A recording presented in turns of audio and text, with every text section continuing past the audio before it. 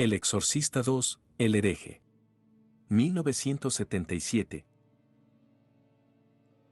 Esta aberración concebida 4 años después de la original, El Exorcista de 1973, es una herejía, pues la primera parte es considerada como la película más aterradora de todos los tiempos, aún 50 años después de su estreno.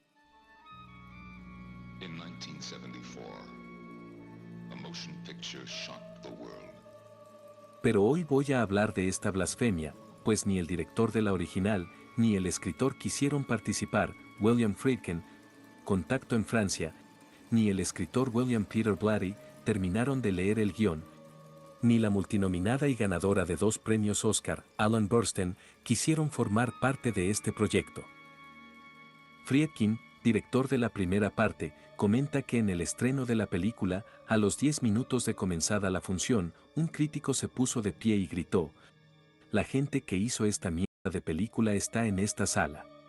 Cuando la audiencia giró sus cabezas para buscar a los responsables, los ejecutivos de Warner Brothers salieron corriendo de la premiere y la multitud enardecida los persiguió por toda la calle, pues los carros donde fueron llevados al estreno habían desaparecido.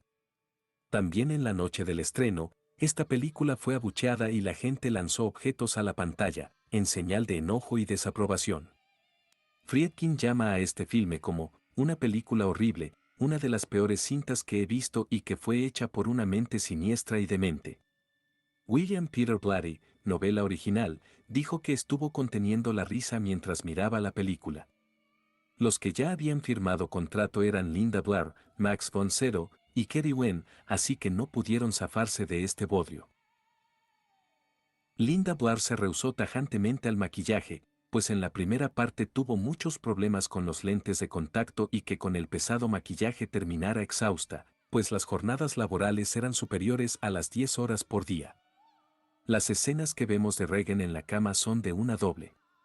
Además afirma que es una de las decepciones más grandes de su carrera y culpa a los constantes cambios del guión de su mal recibimiento en cines, que no era lo que inicialmente había acordado y que nunca entendió lo que la escena de las langostas representa. Richard Burton y Linda Blair no tuvieron buena química dentro y fuera de pantalla. En un principio Burton llegaba a los llamados y en estado de sobriedad, sin embargo a mediados de la filmación y finales de rodaje llegaba tarde y bajo el efecto de sustancias nocivas, pues atravesaba por su divorcio en turno, Elizabeth Taylor. Además dijo que aceptó el proyecto solo por recibir un cheque, pues el divorcio lo dejó en la ruina.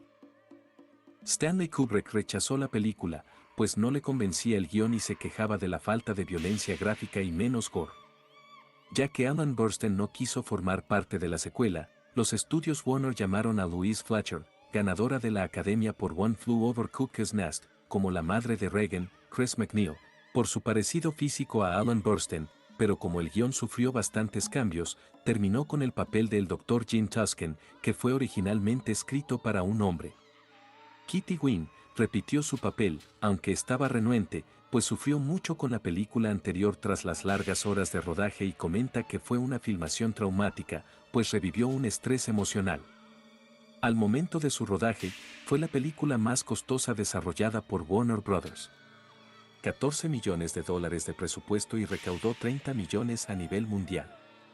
El director John Boorman retiró 2 veces la película de las salas de cine para hacerle mejoras en la edición. También le habían ofrecido dirigir la primera parte, pero decidió hacer Sardos, que resultó una película mediocre, afortunadamente no aceptó.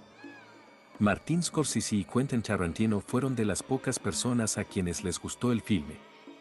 Esta trilogía, El Exorcista 1973, El hereje 1977 y El Exorcista 3, fueron las películas favoritas del asesino en serie Jeffrey Dahmer. Una de sus víctimas sobrevivientes afirma que Dahmer veía estas películas en repetidas ocasiones en estado de trance. Este rodaje requería escenas en distintas locaciones como en África, la casa original situada en Washington, D.C., pero estas peticiones fueron negadas por el estudio, y al recrear estos lugares específicos la filmación sufrió una inflación en el presupuesto de 9 millones subiendo a 14. Los estudios de la 20th Century Fox estaban en estado de pánico, pues la empresa competidora, Warner Bros. Estaba desarrollando la secuela de su éxito masivo y Fox entraría al quite compitiendo con su película de ciencia ficción de bajo presupuesto, con un elenco desconocido y un director sin experiencia. Esa pequeña película se llamó Star Wars Episodio 4, Una Nueva Esperanza. El hereje obtuvo $5.8 millones en su primer fin de semana, pero fue cayendo en picada por las malas recomendaciones de boca en boca. Star Wars, por supuesto, se convirtió en un fenómeno global. Pasaron 13 años para que un estudio se animara a hacer la tercera parte. Por obvias razones Warner Bros. No quiso participar y vendió los derechos a otro estudio. La escena de Reagan en el balcón fue grabada en un balcón real y no un set, no habiendo algún tipo de seguridad o red en caso de que Linda cayera al vacío. Los gritos son reales.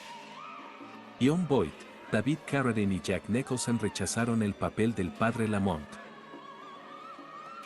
Dana Plato, la chica que sale en el consultorio, fue considerada para el papel de Reagan en la primera parte.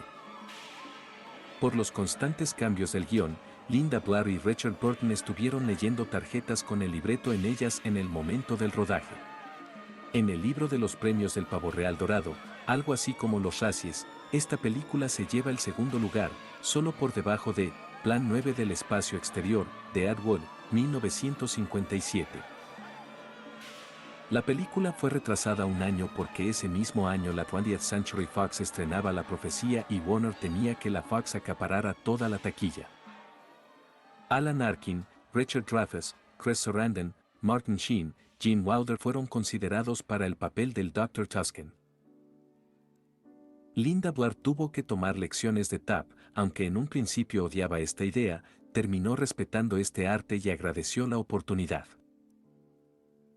Las únicas escenas donde participó Max von Sydow fueron en un flashback en África y otro en la casa de Reagan de la primera parte. Para finalizar, yo considero que esta es una de esas películas innecesarias, pues aunque rara vez una secuela supera las expectativas de las primeras partes, esta ni siquiera logra asustar ni un poco. Lenta, predecible y con malas actuaciones y dirección, pasó a ser una de las peores producciones que ha visto el cine desde su comienzo. Yo la califico con 2 de 10 estrellas. Título: Exorcist II, The Heretic. O lo que es lo mismo. Exorcista 2, El hereje. Le quisieron poner Las aventuras de los chapulines voladores. Pero al final le pusieron El Exorcista 2, Hereje.